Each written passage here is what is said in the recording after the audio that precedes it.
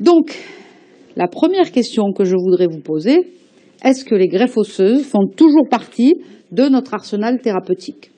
Ou est-ce que justement, avec ces membranes, avec ces facteurs de croissance, elles ont complètement disparu?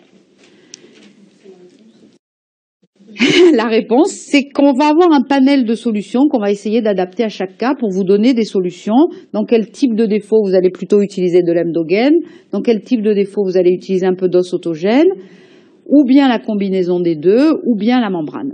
Donc là, on va parler essentiellement de ce type de situation qu'est la lésion infraosseuse.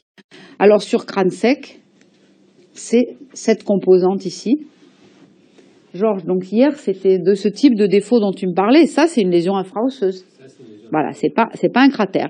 Il y a une composante horizontale, mais dans le fond du défaut, vous voyez, il subsiste quelques parois. D'autres petits schémas que j'aime bien pour vous montrer comment la lésion progresse.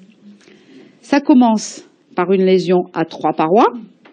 Donc ça, c'est extrêmement favorable, hein, parce qu'on a une box avec des parois osseuses et on peut imaginer que si les cellules migrent de chaque côté, ça peut même simplement par un bon curetage à ciel ouvert se fermer spontanément. Il ne faut pas oublier que le défaut infraosseux, s'il est bien stimulé, alors la stimulation, c'est comme je vous ai montré le coup de curette face à l'espace desmodontal, et puis on va le voir, la petite fraise boule pour faire plein de petites perforations, pour casser ces parois corticales qui, surtout dans des lésions qui sont installées depuis longtemps, signent une lésion qui est plus en activité, qu'il faut restimuler, et donc la formation d'un bon caillot. On en revient toujours à la formation de ce caillot.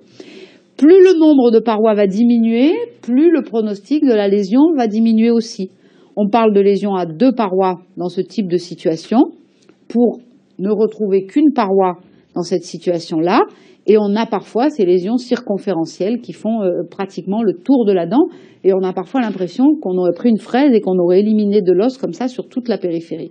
Mais j'aime bien ces petits dessins parce qu'ils sont, voilà, ils illustrent bien cette situation.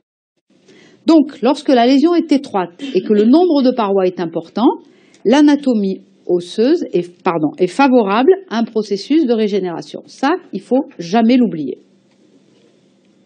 à condition de le nettoyer à ciel ouvert. Hein, là, on est vraiment d'accord. La découverte de ces dépôts de tartre dans ces lésions profondes et étroites, c'est pratiquement systématique une fois que tout le tissu de granulation a été éliminé.